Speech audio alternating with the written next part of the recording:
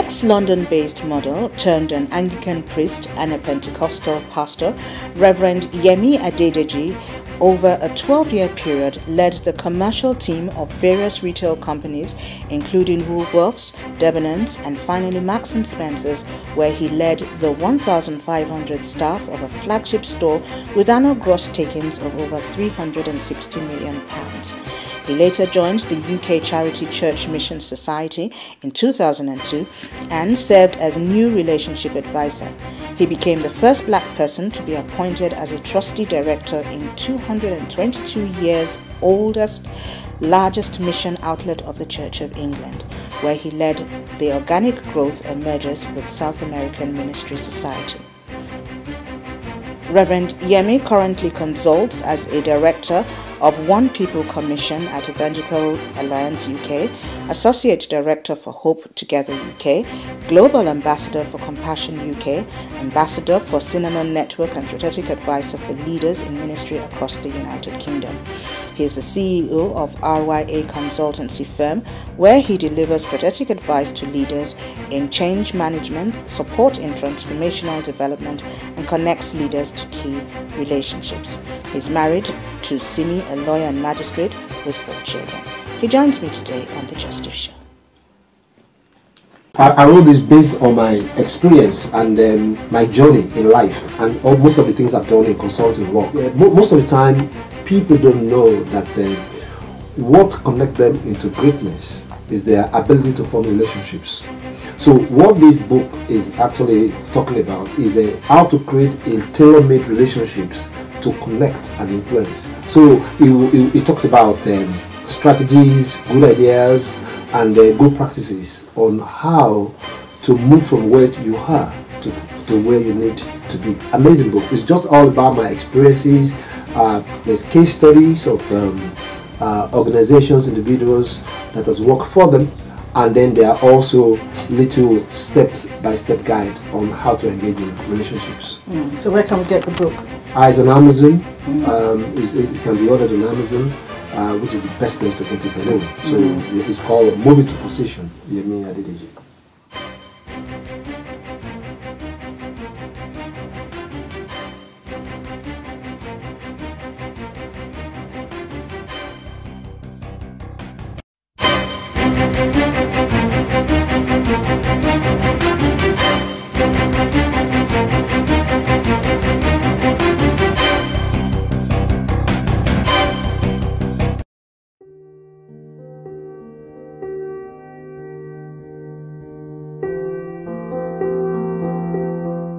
I am excited to introduce to you Woodbury Terrace, a quintessential opportunity to own one of the crown jewels of Lekki homes. Excellence finally has an address. Placed in an up-and-coming area of the island and strategically located opposite Lagos Business School sits these distinguished, luxurious 4-bedroom terraces. Our tour begins with the spacious ground floor, comprising of a large open-plan living dining area,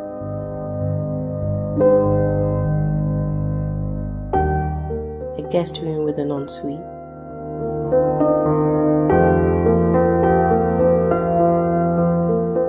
as well as the good-sized, fully fitted kitchen through the rear of the lounge.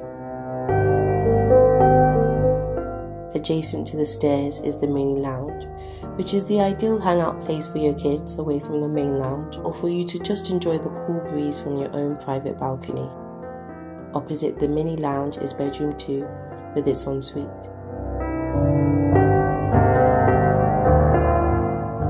Bedroom 1 boasts of a balcony, an ensuite, and immediate access to the second lounge. Finally, we have the very spacious master bedroom, positioned for maximum privacy, with built-in wardrobes and a deluxe ensuite. This prestigious development is built to a very high standard, completed with hand-selected finishes, precision craftsmanship, and a wealth of home technology.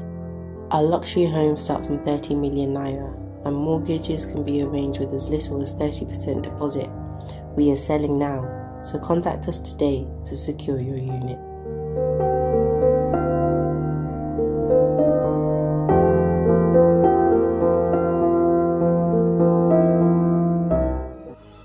Welcome back. If you're just joining us, this is the Just Deep Show, and I have as guest today a very good friend of mine, Rev Yemi Adedeji. You're welcome to the show. Thanks, Evelyn. Yeah, now this is something that I do with all my guests. We go right back to the very beginning. So tell us, what were your growing up years like? Well, I grew up in Lagos, Nigeria. I was born in Lagos, and then my early school education was also in Lagos. So it was an exciting time, I lived in many parts of Lagos Island in those days, and then the suburb when I grew up, a place called Surulere in Lagos. So did you do any of the tree climbing, like that? I actually did, because I spent most of my time as well early days in Abeokuta, where I lived a while with my grandmother.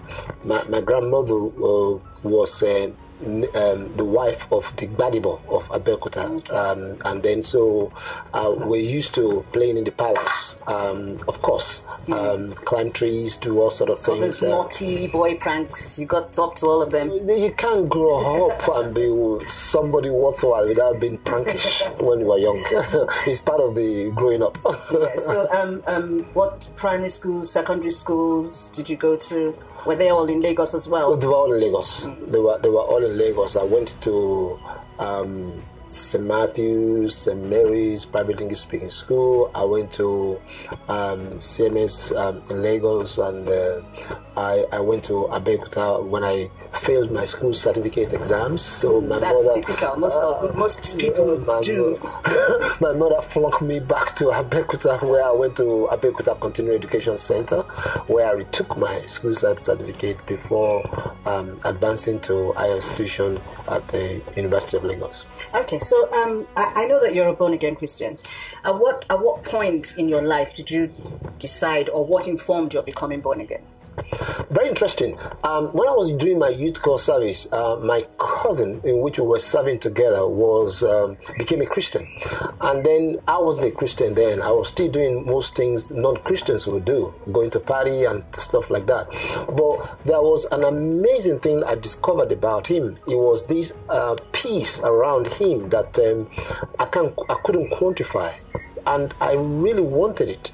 And then himself and a friend of mine have been talking to me about this new church back in Lagos then called Christ Chapel, pastored by Dr. Tunde Jordan. Yeah. It was the happening church if you live in Surulere in those days, And then so I remember this particular morning when I woke up, and I thought to myself, you know what, I really want to go to where these guys always go, where they find this peace that is amazing, that is undescribable. So I then went to church, and I remember that morning, because I'm not used to carrying Bible or something like that, but I know that people always take something to church, so I bought newspaper. So to take along with me and into the church. But I was amazed the way the people were so, kind when they were greeting you, as you get into the church and stuff like that. And then I think when the pastor in fact, I was praying in my mind, he better make altar call, because I want to give my life today.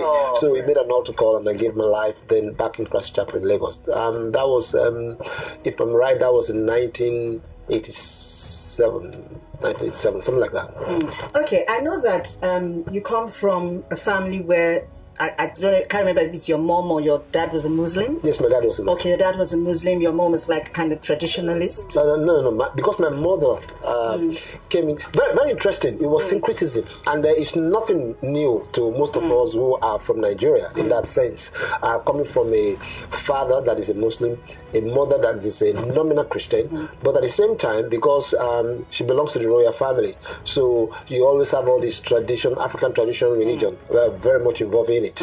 So it's like you're a Muslim on a Friday, a Christian on a Sunday, and then Monday to Thursday, you are kind of African tradition, whatever. So it was a syncretism at its best, and there's nothing new. I mean, it's very peculiar to Africans wherever they are, because of our multi-faith and the multi-engagement and the peace that people live around themselves, even they have different faiths. faith. So it's very, very African. Okay, so when you became a Christian, how did the family take it? It was tough because I know you said you're the first. I was the first person to become a Christian. So it was tough because then my mother was then going to what they call the white garment church, the allowed right church, and then that was where the whole family was going. But because we didn't feel anything about it, my brother and I, so it wasn't really major for us. But once you become a Christian, you become a Christian because something just happened in your life. So I came back home and I announced to the family, I'm now a Christian. They said, what do you think we've been all along? I said, no, it's not like that. This is like the real deal, They said, what are you talking about? So, and then in those early days when you become a Christian, you are passionate, you are hungry, you just want to share your faith with anybody, you were just going all over the place, and then I was irritated, to most of my family members. I remember they banished me to the boys' quarters. Don't come into the main house. You are just a nuisance to all of us. And then that was what it was then. Interesting. So, at what point did you come to the UK, and why did you come? Very interesting. I came for love. Good one. I came because of love. Oh, yes. Yeah. Okay, so let's tell us about that. I was married then to my wife, and then she schooled in England. She was born in England. She schooled in England, and then and she did some of her school in Nigeria as well. So, and after we got married, and she was pregnant, and she then said to me that I really want to go back and live in England because Nigeria was a little bit challenging in those times. So I'm an African man. You just don't follow a woman. You know what I mean? And I said, no, this is Nigeria. You live here in Nigeria. You follow where your man is going and stuff like that. But since she was going to give birth to her first child anyway, so she came to England, and then she pleaded with me that will I come and join her in England. But I didn't want to come and live in England because I was enjoying Nigerian life, really, But for the sake of love, I then resigned my job. And I then jumped in the plane. And here I am. Oh, that's interesting. I'm touched by that. Now, somewhere along the line, you did some modeling. Yes, I did. Can I just say this? I think you're a dapper dresser. You just kill it. I try. Well, you say you try. I don't think you try. I think you're top notch. Yeah. So, but why did that? Why did you do modeling? Why did you like fashion and all of that? I've always loved fashion, and I've always loved to dress well. Maybe I took that from my mom. Because my mom always dressed us well. You always have this personality which you carry around yourself. And it was one of those days when I was working for Marks and Spencer's, being the commercial manager at the Marmalade. I just love, I just love looking good, looking great and things like that. And I've always imagined what it would look like to step on the on stage and swag yourself and stuff like that. But along the line, then I came in contact with someone who then we discussed it and then introduced me into this art of modeling, which I did for 2 years, and then I got tired about it. I didn't have it then. Then I moved on because there was a lot about it that I didn't think it suits my Christian faith, so I then abandoned it to move on. But I've done it, so it was interesting. Yeah, and of course it's an experience. Everything you do is an absolutely. Okay, we're going to take a break. When we come back, we're going to get into serious stuff. Absolutely. This is still a Just Deep Show. We'll be back in a jiffy. Don't go anywhere.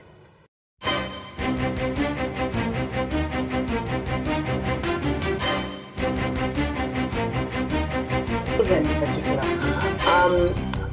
Because the children are the future. And if you can, by any means, change the life of a child. During the process of the bill being passed for the same-sex marriage, we did a lot of advocacy, particularly putting pressure on the government.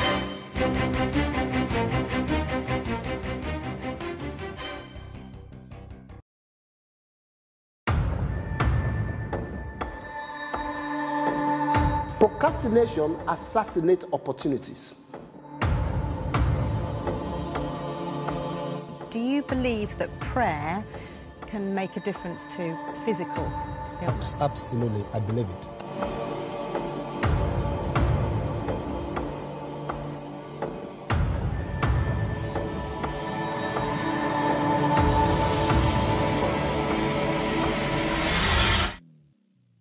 If you don't know your purpose, you'll be running somebody else's race. Your purpose must always determine your vision, and your purpose must be rooted in God. Vision is not birthed in obscurity when you're on your own. That's why we've got to tell people, expose yourself, get some experience.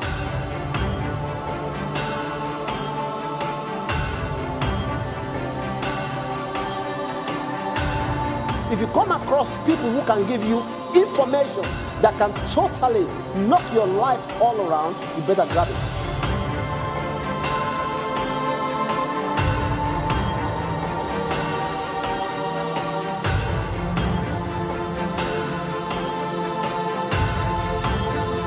There will not be one majority church, but there will be one church that has all ethnicity together in Christ.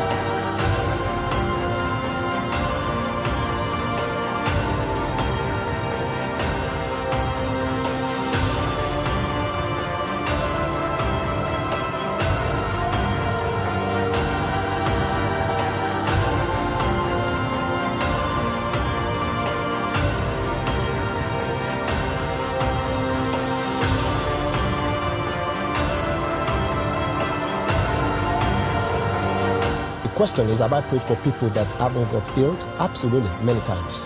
Have I prayed for people who have got healed? Yes. The power to heal doesn't belong to me. The power to heal belongs to God. And it's only God that does it.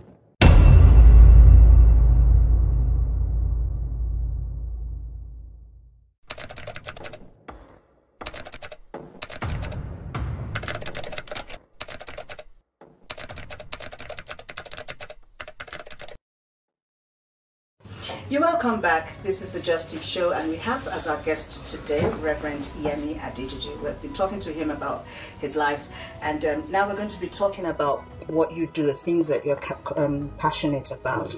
I know that you do a lot of charity work. Can you tell us some of the charities that you work with? Well, I'm an ambassador for Compassion UK, which is part of Compassion International. Now, the work of Compassion is to help get children out of poverty. And Compassion works in 26 countries all around the world. I'm an ambassador for the UK Compassion, and my role is very simple. It's to find those who are high net worth with finances, opportunities, and networks, and then introduce them to the children who are lacking, who have no hope, who have no future. So in one way, I'm helping those who are fortunate to use what God has given to them to be a blessing to those who are less fortunate. So my role is more like a bridge as an ambassador in that role, and that's what I do for Compassion across 26 countries. Why children in particular? Because the children are the future, and if you can, by any means, change the life of a child, you've already changed the future, not of that child, of his or her family, and of the community that child lives on. The millions of children that die every year, are not out of their own, out of their own fault, but poverty, particularly the kind of people that Compassion helps, are people who are in excruciating poverty, who earn less than $1 a day. So there's no way they could have exist anyway if someone has not come to their help to hit them. Okay, in some of the missions that you've gone on, what has touched you the most in seeing a child? I know that you have some children. Or is it? I have about 8 children. I look after. I'm responsible for across the world. Okay, when you went, out of all the children that you saw, why did you pick on those 8? Well, I didn't pick. It doesn't work that way. I didn't pick on that particular 8. Maybe if you work in 26 countries, you can sponsor a child from any country in the world. So was it just that Okay, tell us how it works. Well, they have children in all those countries who are, with compassion, have gone into the community. What compassion will do is that they will go into a community, they walk through churches, and they will tell the churches who are the poor in your community. And then compassion will then establish through the church, fueling and feeding the church for the church to engage with those who are poor within their community. Now, they have projects all over in all those 26 countries in the world. Now, for me, my very first introduction to compassion was I went on a compassion trip to Uganda. And then to get the heart of this, I wanted to know what it means to sponsor a child. So I thought, okay, I'm going to sponsor a child when I went. And then so I went to a place called Mbale to a very wonderful young man called Caleb, who was about 5 years old, when I went to meet him in his family. And funny enough, you won't believe it, the boy was wearing a 3-piece suit. I couldn't believe it. whether he borrowed it or what happened, but it was so the whole family came around to me. But some couple of things touched me as I went in there. It was a rainy day, and I remember them laying down the banana leaves on the floor for me to walk on. It was like a red carpet stuff to get into this young boy. And then the whole family was just so elated. And I can never forget what the mother said to me, that one thing that she's sure about is the future of my son is sorted forever because of you. Now that really touched me. Yeah. That really touched me, that you are actually helping not just the boy, you are helping the family, you are helping the community, and to have used that opportunity to lead the family onto the Lord on that particular event. That means more than what you are doing. It's just a process to an ultimate outcome that draw people onto knowing Jesus Christ. That is extremely awesome. I hope I don't start crying now. I'm touched by that. Okay, let's talk about One People's Commission. What's that about? We live in the United Kingdom, and what has happened is many years ago, an organization called Afro-Caribbean Evangelical Alliance was formed, which was to help African and Afro-Caribbean church leaders who exist in the UK or who do churches within the UK. But it couldn't. There was a challenge, and then it was that organization didn't exist anymore. But there's always the need for the ethnic churches and people of ethnic minority who are Christians who exist in the United Kingdom. Now, how do we then plead their case or advocate for them or present them in public domain in terms of their concern, their issues, their families, and all the things that the ethnic minority goes on are issues for ethnic minorities? So within the Evangelical Alliance, which Evangelical Alliance has been existing for God knows what, around 50 years or something like that. So we now created the One People Commission, which is within Evangelical Alliance. Now, the amazing thing about One People Commission is it's not only for the African or the Afro-Caribbeans. It's for African, Afro-Caribbeans, Indian, Sri Lanka, Asian, American, South American, but any head of churches or church group that are ethnic minority belongs to the One People Commission. And it's very simple. Is to use the medium or the organization to advocate, to present cases and issues that are either political or that are social or in any form, in any way, that you have a voice somewhere, and also to allow us to bond together to navigate what the future will look for our younger ones. Okay, now this brings me into something that is very sensitive, and we've been talking about it a lot, especially on social media: same-sex marriage. Mm-hmm. Now, what has the Commission done, to make the wider audience, government, know that Christians do not accept this? Okay, during the process of the bill being passed for the same-sex marriage, we did a lot of advocacy, particularly putting pressure on the government. In my role as the director of the director of One People Commission, I wrote to every single member of the House of Lords in terms of our position, particularly the position of the ethnic minority churches, on how they hold the value of marriage between man and woman. Now, I'm not going to be in there to vote. I can only voice representing the ethnic minority. Now, we did all we could do in terms of putting pressure, writing, making cases, doing presentations, and all of that. As far as it concerns our own people onto the government. But it's up to those who are in the house to vote, because I'm not in the house. It's those who vote that vote, and it's what they vote that becomes law. So for me, there's a lot of learning in that for the future. I'm always an advocate. I advocate for two things really, and that's one thing that we must be careful, particularly as we advance towards the future. We are very good at praying, but we're not very good at advocating by participating in action that will change the course of things. Now, and what we need to learn for the future is this. It's great to have people who are praying on the mountain like Moses, but we also need those who will be in the battle fighting like Joshua.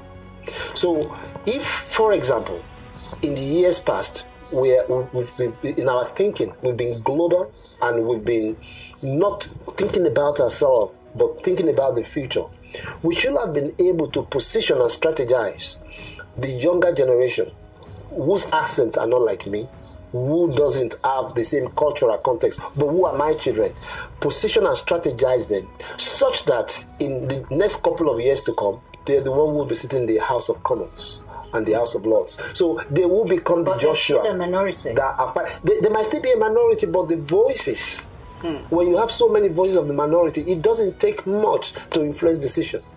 But if you are not present at all, what decision are you going to influence? Exactly.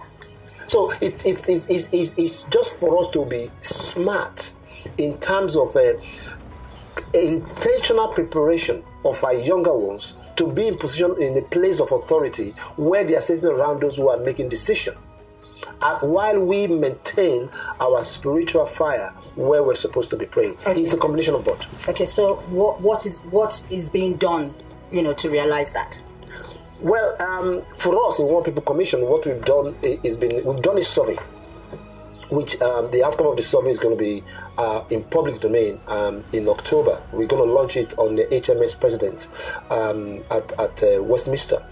We've done a survey of those who are 30 and below in terms of their thinking, their mindset, their orientation, what do they think about church, what do they think about ministry, what do they think about evangelism, what do they think about leadership, what do they think about their current context. And then we've been able to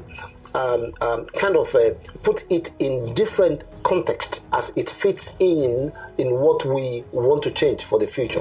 So what we're going to do is to now present this to all the leaders, particularly the heads of churches, to tell them, hey, this is what you're 30 and below. This is what you're thinking. This is how they want you to engage with them. This is what you are doing wrong. This is how you can mentor them. And these are the things that you can use to make a difference in the future. So we have that. We've done an intense survey. We interview over 3,000 of those who are 30 and below, asking them all kind of questions. What do you think about evangelism? What do you think about church? What do you think about leadership? What do you think about church? And then they've given us all sorts of answers, which we have now analyzed. So we're going to use it as a resource to help the leaders in advancing for the future. Okay, let me ask this question. There's a program that I watch that has to do with a father having a gay son. And right from the time that the boy was little, when he started to show those tendencies, the father would beat him, like, I'm beating this thing out of you. But he's grew up to be an adult and he's gay.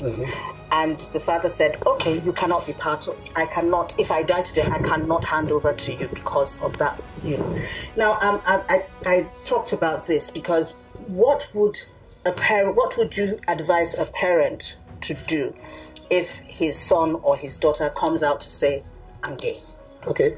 Now, we live in a postmodern world, and it's an amazing question you're asking because just a few days ago, I was having a conversation with my daughters, actually on Sunday when we were going to church, because after all this American Supreme Court, passing the law for gay, it will amaze you that the millennium generation, 30 and below, majority of them, according to our survey, majority, I'm talking about close to 80-something%, have no negative inclination towards homosexuality. Absolutely no negative. They think it's okay. They think if people want to live that way, that's fine.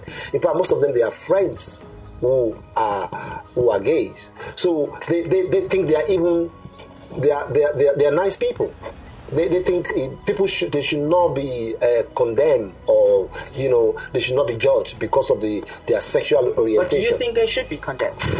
I don't think personally, no, because God, whom we serve, and Jesus doesn't condemn anybody. Now, what we need to be careful about is homosexuality, adultery, fornication, stealing, and lying. They are all sin. Every sin before God is sin, right? So we cannot say you are an homosexual and you are a sinner, and I am dodgy going around with about 4 or 5 women. So does that mean that I'm a better sinner because I'm sleeping with 5 women? God forbid. And then the other person I'm talking to have a gay friend. We have to look at it the way God looks at it, not the way we look at it from our own eye. We have to look at everything the way God looks at it. Now, if I'm condemning that person, that means I'm equally judging myself in the eyes of God. So how will God react to me? God loved me in the context of my default, and then He wants to reach out to me, that out of His love I might then engage with Him in a way to see Him and then see transformation and change. And if that's the way God wants to engage with me, then I should engage with people in that context. Is it for me to condemn them? Absolutely not. But is it for me to I will love you and love out of you whatever that is sin in your life? I think that's what my role and my call is about. Okay, that's perfect. And we don't have much time, I'm being told, but that is what I would expect, or is that, if for want of a better word, that you want to pass down to these 30 age group. Absolutely. Yeah, it's about time when my daughter came from university and took me to a conversation and said, Dad, I really don't see what is wrong about this thing. I mean, everybody condemns them and stuff like that. So I took her for a lunch and we sat down. And I said to her, explain to me your own point of view. And I said, let me explain myself my own point of view. Because what you have to understand is that the new generation are more knowledgeable than us. They are smarter, they are technically advanced, they know, they have more information that we do. But what we have is wisdom.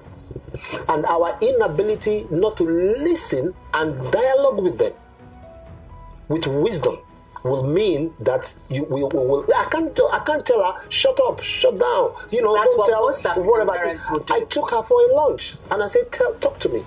And then I talked back to her and I asked her the question, do you believe in the Bible and the God that we serve? She said yes. I said, okay, let me take you through it. So intelligently, with wisdom, and with deep spirituality, I was able to navigate her and show her what God will want.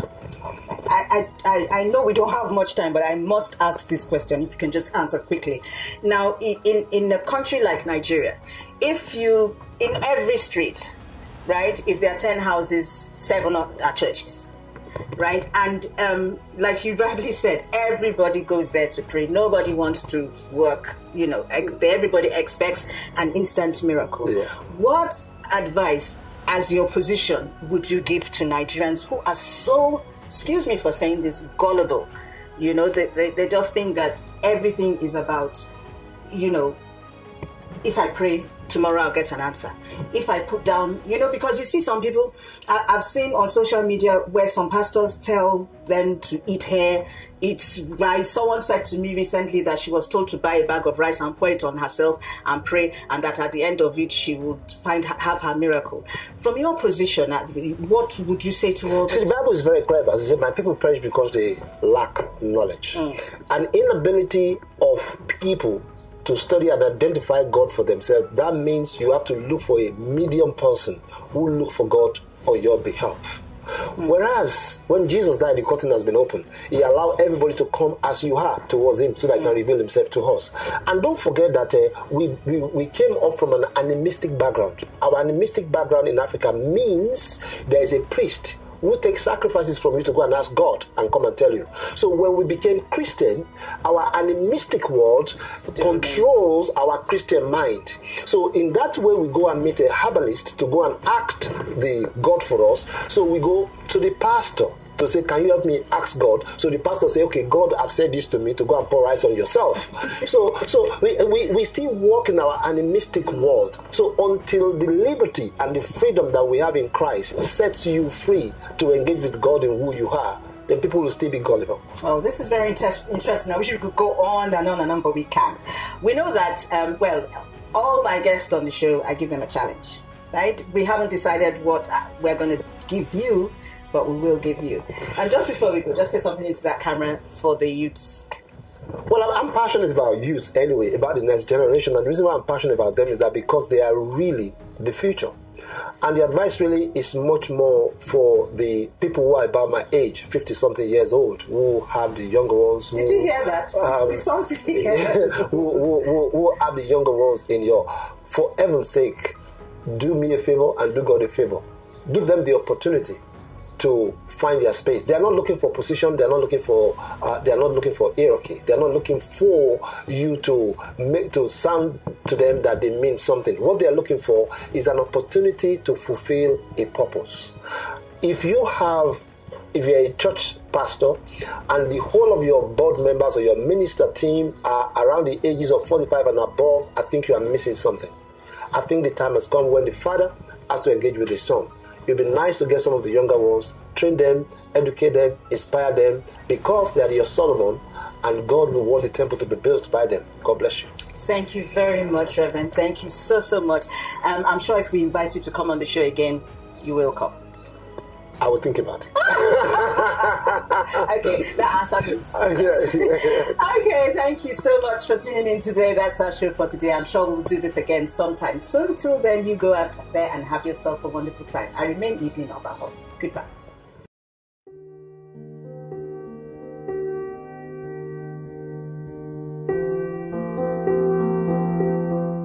I am excited to introduce to you Woodbury Terrace, a quintessential opportunity to own one of the crown jewels of Lekki homes. Excellence finally has an address. Placed in an up-and-coming area of the island and strategically located opposite Lagos Business School sits these distinguished, luxurious 4-bedroom terraces. Our tour begins with the spacious ground floor, comprising of a large open-plan living dining area,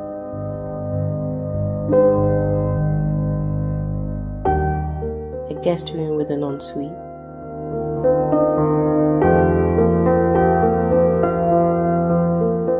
as well as the good-sized, fully fitted kitchen through the rear of the lounge. Adjacent to the stairs is the mini lounge, which is the ideal hangout place for your kids away from the main lounge, or for you to just enjoy the cool breeze from your own private balcony. Opposite the mini lounge is bedroom 2 with its ensuite.